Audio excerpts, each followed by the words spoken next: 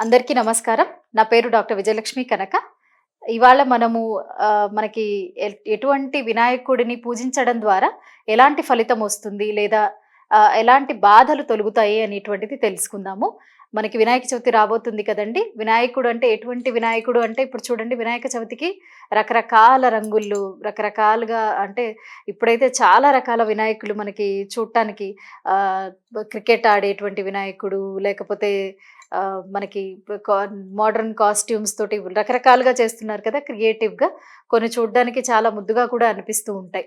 So, మనం ఎలాంటి వినాయకుడిని ఈ వినాయక చవితికి పెట్టుకొని పూజించడం ద్వారా మనకి ఎలాంటి బాధ అనేది తొలగుతుంది? లేదా ఎలాంటి ఫలితం వస్తుంది అనేటువంటిది మనం తెలుసుకుందాం. జనరల్‌గా మనం పూజ చేసేటప్పుడైతే ఇంట్లో మనము ఉన్నటువంటి ప్రతిమల్ని మాటి మాటికి మార్చము లేదా ఫోటోల్ని.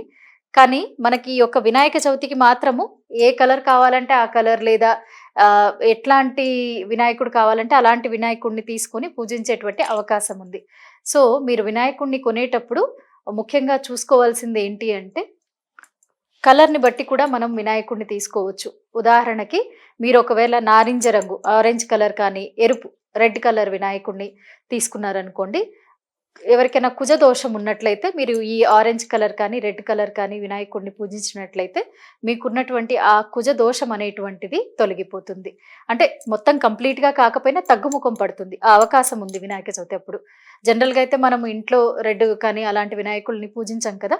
సో, మీరు ఈ వినాయక చవితికి రెడ్ కానీ, ఆరెంజ్ కలర్ వినాయకుడిని కానీ సెలెక్ట్ చేసుకొని మీరు అంటే మీరు వినాయక చవితి రోజు పెట్టుకొని పూజ చేసినట్లయితే 9 రోజులు కుజగ్రహం యొక్క ఆ దోషం అనేటువంటిది కొద్దిగా తగ్గుముఖం పట్టేటువంటి అవకాశం ఉంది.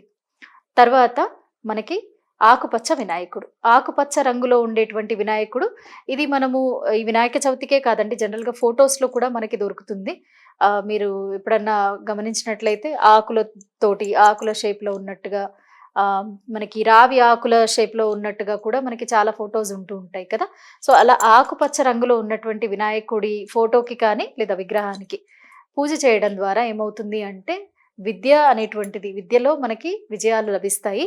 అలాగే వ్యాపారంలో ఉన్నటువంటి వాళ్ళు వ్యాపార అభివృద్ధి కావాలి అంటే గనక మనము ఆకుపచ్చ రంగులో ఉన్నటువంటి వినాయకుడిని పూజించడం ద్వారా మనకి విద్య తర్వాత మనం చేసేటువంటి వ్యాపార అభివృద్ధి అనేటువంటిది జరుగుతుంది. తర్వాత శ్వేతార్క గణపతి. శ్వేతార్క గణపతి అంటే మన జిల్లేడు వేరు ఉంటుంది కదా! దానితో తయారు చేసినటువంటి వినాయకుడు. శ్వేతార్క గణపతి అనేది మనకు దొరుకుతుంది. మనం ఇది మామూలుగా కూడా గుళ్ళో అంటే మన పూజా మందిరంలో పెట్టుకొని పూజ చేసుకోవచ్చు. ఇప్పుడు ఈ వినాయక చవితికనే కాదు మామూలుగా మనం ఇంట్లో కూడా పెట్టుకొని పూజ చేసుకోవచ్చనమాట. లేదా తెలుపు రంగులో ఉన్నటువంటి వినాయకుడిని కూడా మీరు తెచ్చుకొని పూజ చేయొచ్చు. అంటే శ్వేతవర్ణంలో ఉన్నటువంటి వినాయకుడు. సో, శ్వేతార్క గణపతి లేదా తెలుపు రంగులో ఉండేటువంటి గణపతిని పూజించడం ద్వారా మనకి నవగ్రహాల యొక్క ఏదైనా దోషం ఉందనుకోండి, అంటే నవగ్రహాల యొక్క అనుగ్రహం అనేది లభిస్తుంది. సో, ఏదన్నా చిన్న చిన్న దోషాలున్నా కూడా అవి తగ్గుముఖం పట్టేటువంటి అవకాశం అనేది మనకుంది. తర్వాత పసుపు రంగులో ఉండేటువంటి గణపతి లేదా పసుపుతో తయారు చేసినటువంటి గణపతిని పూజించడం ద్వారా మనకి గురుగ్రహం యొక్క అనుగ్రహం అనేది లభిస్తుంది. గురుబలం అనేటువంటిది పెరుగుతుందన్నమాట. సో, మనము పసుపుతో కూడా వినాయకుడిని తయారు చేసుకొని పూజించవచ్చు. తర్వాత రాతి వినాయకుడు అంటే రాయితో తయారు చేసినటువంటి వినాయకుడిని పూజించడం ద్వారా మనకి శని దోషాలనేటువంటివి తగ్గుముఖం పడతాయన్నమాట. అంటే శని వల్ల బాధించబడుతున్న ఎవరైనా సరే రాతి వినాయకుడికి పూజించడం అనేటువంటిది ఉత్తమము. తర్వాత మనకి ఇంట్లో పూజా మందిరాల్లో మనము వెండితోటి చేసిన వినాయకుడిని పూజిస్తూ ఉంటాం కదా! సో, వెండితో చేసినటువంటి వినాయకుడు చిన్న విగ్రహాలు దొరుకుతాయి మనకి వెండివి. సో, దీన్ని పూజించడం ద్వారా వెండి వినాయకుడిని పూజించడం ద్వారా ఏంటి అంటే మన చంద్రుడి ద్వారా బాధింపబడుతున్న వాళ్ళు అంటే మానసిక సమస్యలు ఎక్కువగా ఉన్నాయి.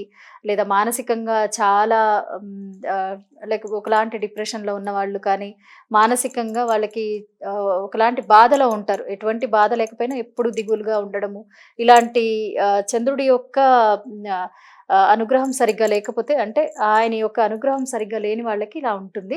దోషం ఉంటుందన్నమాట. ఆ చంద్ర దోషాలేమన్నా ఉన్నాయనుకోండి, ఈ వెండి వినాయకుడిని పూజించడం ద్వారా మనము పూజా మందిరంలో పెట్టుకొని ఆ దోషాలనేటువంటివి తొలగిపోతాయన్నమాట. సో, ఇలా మనం రకరకాల రంగుల్లో ఉన్నటువంటి వినాయకుడిని పూజించవచ్చు. ఇంకొకటి ఏంటి అంటే రాగి పాత్రలో మనము నైవేద్యాన్ని సమర్పించడం అనేటువంటిది చాలా అత్యుత్తమం అన్నమాట. మనకున్నటువంటి దోషాలని తగ్గుముఖం పట్టించడానికి అంటే అవి ఉన్న దోషం అనేటువంటిది మొత్తం పోకపోయినా దాని యొక్క ప్రభావాన్ని తగ్గించడానికి ఎప్పుడు నైవేద్యం పెట్టినా మనము రాగి పాత్రలో పెట్టడానికి ట్రై చేయాలి. తర్వాత మనకి రాహుకేతుల యొక్క దోషాన్ని తొలగించుకోవడానికి పొట్టకి పాము చుట్టుకొని ఉన్నటువంటి వినాయకుడు మనకి ఫోటోలో కానీ లేదా చిన్న విగ్రహం దొరికితే విగ్రహం ఆ పొట్టకి పాము చుట్టుకొని ఉన్నట్లుగా ఉండేటువంటి వినాయకుడిని పూజించడం ద్వారా ఈ రాహుకేతుల యొక్క దోషం ఏదైతే ఉందో దాన్ని మనము తగ్గుముఖం అనేటువంటిది అంటే ఆ దోషం అనేది దాని యొక్క ప్రభావం అనేటువంటిది తగ్గేటువంటి అవకాశం చాలా ఎక్కువగా ఉంటుంది. సో ఇవి కొన్ని రకాల మనము ఇప్పుడు వినాయక చవితికి కానివ్వండి లేదా రెగ్యులర్గా మనం ఇంట్లో పూజ చేసుకోవడానికి కానివ్వండి వినాయకులను ఎలా సెలెక్ట్ చేసుకోవాలనేటువంటిది నేను కొంత డీటెయిల్ మీకు ఇవ్వగలిగాను. సో ఇదండి మనము ఏ రంగు వినాయకుడిని పూజించడం ద్వారా ఎటువంటి ఫలితం వస్తుంది లేదా ఎటువంటి మెటీరియల్ తోటి చేసినటువంటి వినాయకుడిని పూజించడం ద్వారా ఎటువంటి దుష్ప్రభావాల మనము ఆ ప్రభావాన్ని తగ్గించుకోవచ్చు అనేటువంటిది నేను మీకు కొన్ని డీటెయిల్స్ ఇవ్వడం జరిగింది. మీ అందరూ కూడా వీటిని పాటిస్తారని అండ్ ఆ వినాయకుడి యొక్క అనుగ్రహాన్ని పూర్తిగా పొందుతారు. మీరు చేసేటువంటి ప్రతి పనిలో కూడా విజయాన్ని సాధిస్తారని ఆశిస్తున్నాను. మీ అందరికీ కూడా వినాయక చవితి శుభాకాంక్షలు. ఇప్పుడు ఆపరేషన్ లేకుండానే మోకాళ్లకు ప్లాస్మా ట్రీట్మెంట్. మీ ఆర్థోపెడిక్ సమస్యలన్నిటికీ రోబోటిక్ టెక్నాలజీ ద్వారా తక్కువ ఖర్చుతో శాశ్వత పరిష్కారం. Free consultation. ప్రతి ట్రీట్మెంట్ పై 20% డిస్కౌంట్. ఈ ఆఫర్ కొద్ది రోజులు మాత్రమే. త్వరపడండి. V9 hospitals 9281465842